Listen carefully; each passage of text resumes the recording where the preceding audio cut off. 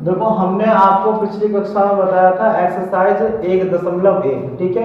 1.1 के पहले सवाल के 3 सवाल मैंने आपको बता दिए थे, उसमें सही गलत थे। अब चौथे सवाल से आप क्या देखिए, आपको क्या करना है कि सही पर सही का निशान लगाना है और गलत पर गलत का निशान लगाना है, ठीक है। तो सबसे पहले देखिए चौथा नंबर जो क्वेश्चन है वो कह रहा है कि 0 एक प्राकृतिक संख्या है।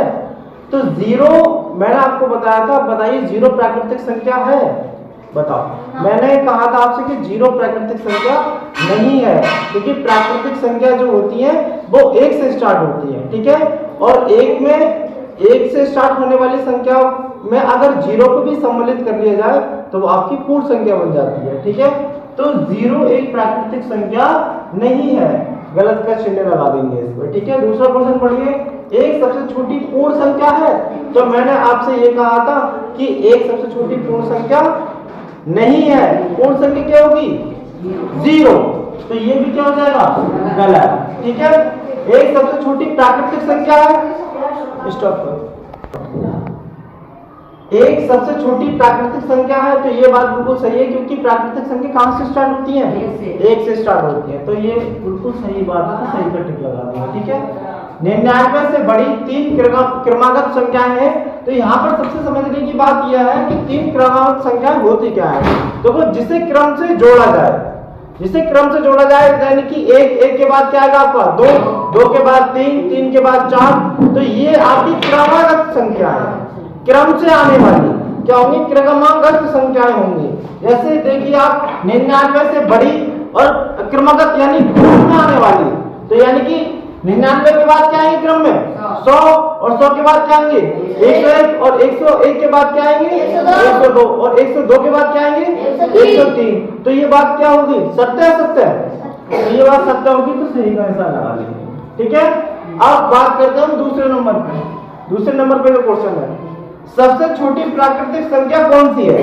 तो सबसे छोटी प्राकृतिक संख्या बताइए भी कौन सी होती है, 1 होती है, तो इसके आगे 1 लिख देंगे, ठीक है।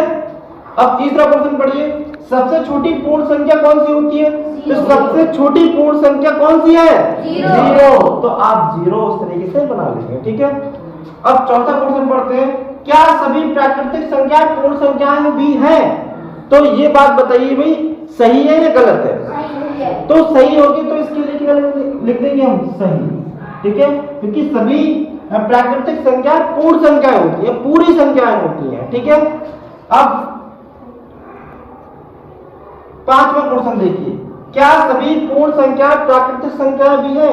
तो बताइए पूर्ण संख्या प्राकृतिक संख्याएं भी होंगी, बताओ। पूर्ण संख्या प्राकृतिक संख्याएं भी होंगी, तो ये नहीं, क्योंकि पूर्ण संख्या में क्या होता है 0 होता है, ठीक है। अब छठा देखिए, संख्या 60 और 61 के बीच कितनी पूर्ण संख्याएं हैं। तो संख्या 60 और 61 के बीच भैया देखो कोई भी पूर्ण संख्या नहीं होगी। क्यों नहीं होगी, क्योंकि 60 के बाद बेटा क्या आएगा डायरेक्ट 61 आएगा, ये पूरी संख्या है। और अधूरी संख्या क्या होंगी, जैसे कि 60.5, ये अपूर्ण संख्या है। तो अपूर्ण थोड़ी ना पूछा, पूर्ण संख्या पूछा, पूर्ण संख्या होंगी हम इसमें नहीं होंगी, तो यहाँ पर क्या लिख देंगे हम, कोई नहीं। क्या लिख देंगे, कोई नहीं, ठीक। अब 7वां क्वेश्चन, 2 क्रमागत पूर्ण संख्याएं बताइए जिनका योगफल कितना हो बेटा 9 हो। अब ऐसी 2 संख्याएं आपको बतानी है जिनका योगफल, जिन्हें जोड़ने पर क्या प्राप्त हो, हमें 9 प्राप्त हो। अब ऐसी संख्या आप देखिए तो हमारे समझ में आ रहा है कि हम अगर 4 और 4 के बाद क्या आता है बेटा 5, अगर हम इन्हें आपस में जोड़ दें तो हमारा जो योगफल जो होगा वो कितना हो जाएगा बेटा 9 हो जाएगा।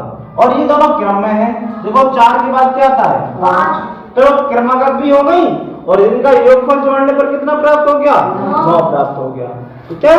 अब बाकी जितने भी क्वेश्चन है वो अगली क्लास में आपको बताएंगे, ठीक है।